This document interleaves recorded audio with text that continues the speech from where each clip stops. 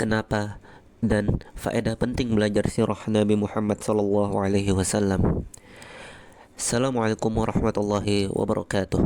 Kaum muslimin dan muslimat yang dirahmati Allah, pernahkah kita merenung mengapa kita begitu perlu mempelajari sirah nabawiyah, kisah perjalanan hidup Nabi Muhammad SAW? Sirah bukanlah sekadar cerita sejarah yang usang, melainkan peta kehidupan yang harus kita ikuti. Maka pada kesempatan kali ini kita akan ulas pembahasannya. Bab yang pertama, mengenal teladan terbaik. Pertama, kita harus mengenal uswah hasanah.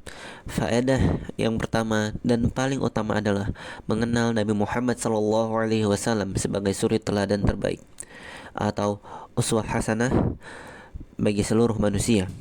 Allah Ta'ala berfirman dalam surat Al-Ahzab ayat 21, sesungguhnya telah ada pada diri Rasulullah itu suri teladan yang baik bagimu, yaitu bagi orang yang mengharap rahmat Allah dan kedatangan hari kiamat, dan dia banyak menyebut Allah.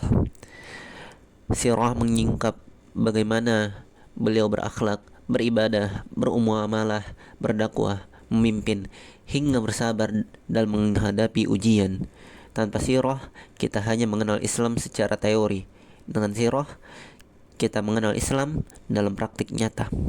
Kita belajar tentang keimanan, ibadah, dan akhlak yang sempurna.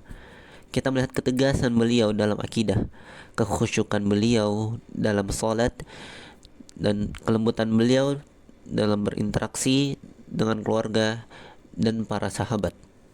Bab yang kedua, memahami konteks ajaran dan Al-Quran. Sirah membantu kita memahami Al-Quran dan As-Sunnah dengan konteks yang benar. Sirah adalah penjelas praktis bagi ayat-ayat Al-Quran. Banyak ayat yang turun karena suatu sebab atau asbabun nuzul yang terjadi dalam kehidupan Nabi. Contohnya, bagaimana ayat-ayat tentang jihad turun setelah adanya penganiayaan, atau bagaimana ayat-ayat tentang hukum keluarga diterapkan dalam rumah tangga beliau. Kita juga belajar tentang tahapan dakwah yang dilakukan Nabi, mulai dari sembunyi-sembunyi, terang-terangan, hingga masa perang dan damai. Ini mengajarkan kita tentang fikih dakwah, bagaimana berdakwah harus dengan ilmu, hikmah, sabar, dan disesuaikan dengan kondisi yang didakwahi. Ini menunjukkan kepada kita bahwa dakwah tidak bisa tergesa-gesa memetik hasil, namun kita harus melalui proses yang terencana. Sirah juga menjadi mizan atau timbangan bagi amal perbuatan manusia. Apakah perbuatan kita sudah sejalan dengan apa yang dicontohkan Nabi? Bab yang ketiga, penguat keimanan dan sumber keteguhan. Kisah hidup Nabi adalah sumber penguat iman dan penumbuh rasa cinta kepada beliau.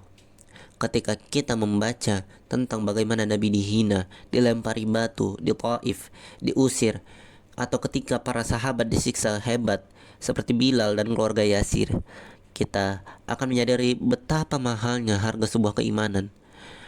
Perjuangan beliau dalam menegakkan tauhid di tengah masyarakat jahiliyah, kesabaran beliau dalam menghadapi kecobaan, dan keteguhan beliau saat diancam. Semua itu adalah pelajaran agar kita tidak mudah menyerah dalam memegang teguh agama.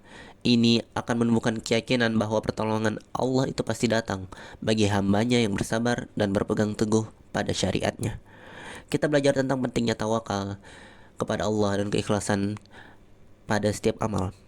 Maka dari itu, marilah kita jadikan mempelajari sirah nabawiyah sebagai prioritas, bukan hanya untuk satu kisah, tapi untuk meneladani dan mengamalkannya. Dengan mengenal sirah, kita tidak akan salah dalam memilih teladan hidup, dan kita tidak akan memiliki bekal untuk menghadapi berbagai fitnah di akhir zaman. Semoga kita semua dimampukan untuk meneladani Rasulullah SAW dan dikumpulkan bersamanya di surganya Allah. Assalamualaikum warahmatullahi wabarakatuh.